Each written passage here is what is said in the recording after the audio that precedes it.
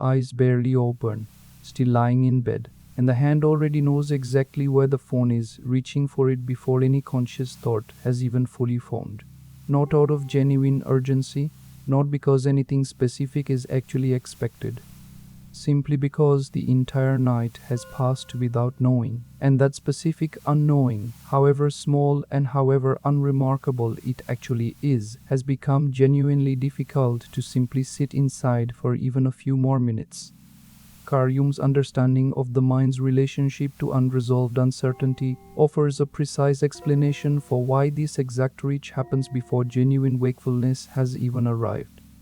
Jung believed that the psyche has a fundamental, largely automatic drive toward resolution and wholeness, an intolerance for anything left genuinely open or unknown, and that this drive operates considerably beneath conscious, deliberate choice.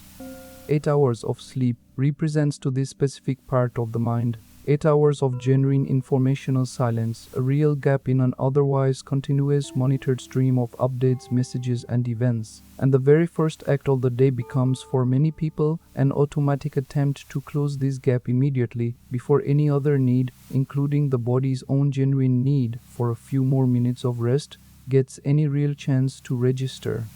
This explains why the reach for the phone feels so genuinely automatic and so difficult to simply delay, since the actual discomfort being resolved is not really about any specific expected piece of information.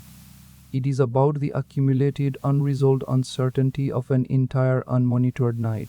And the mind, quite reasonably given its own basic operating principles, treats this uncertainty as something requiring immediate resolution rather than something that could simply wait a few more minutes without any real practical consequence. Here is what makes this understanding genuinely useful, rather than simply an observation about a modern habit.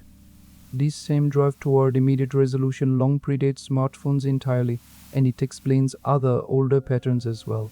This specific relief of finally hearing back after a period of genuine silence, the specific discomfort of leaving a question unanswered even briefly, the general unease many people feel around any kind of unresolved open loop.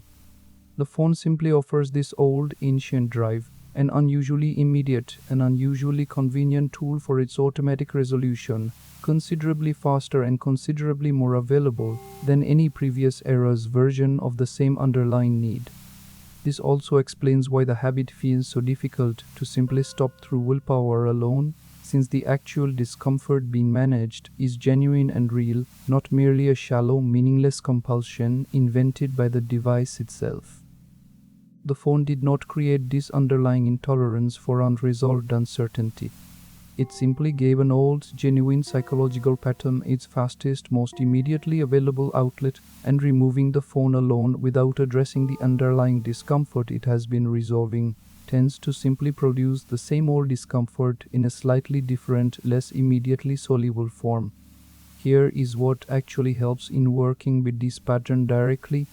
It helps to notice honestly, in the actual moment the urge arises, what specific feeling is present just before the reach for the phone, a vague unease, a specific worry about something particular, or simply a generalized discomfort with the unresolved, unmonitored gap the night has just produced.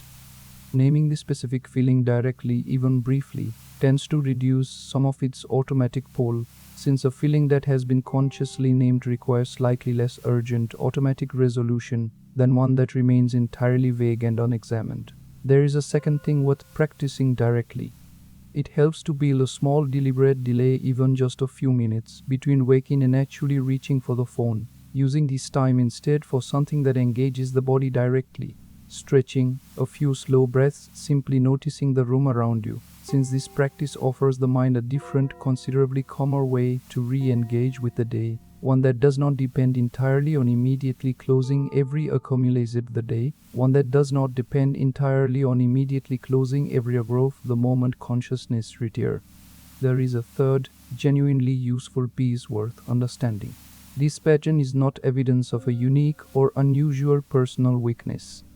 It reflects one of the most basic universal operating principles of the human mind, an old and largely automatic drive toward resolution that long predates any specific piece of modern technology.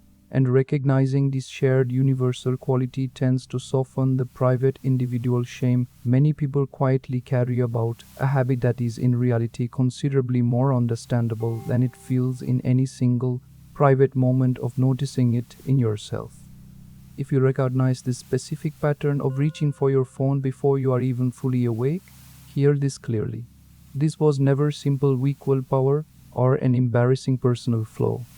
According to Jung's understanding, it reflects one of the mind's most basic and most universal drives, an intolerance for unresolved uncertainty, finding its fastest, most immediately available modern outlet. And this deserves honest, patient understanding rather than continued, private frustration at your own apparent inability to simply resist it. Think honestly right now about the actual feeling present in the moment just before you reach for your phone each morning, and consider whether naming that specific feeling directly might reduce some of its automatic urgent pull the next time it arises.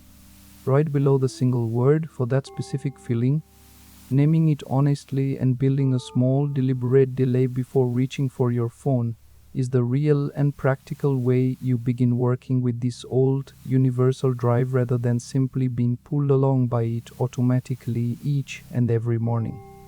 Because reaching for your phone before you are even fully awake was never, according to Carl Jung's understanding, simple weak willpower or a uniquely modern flaw.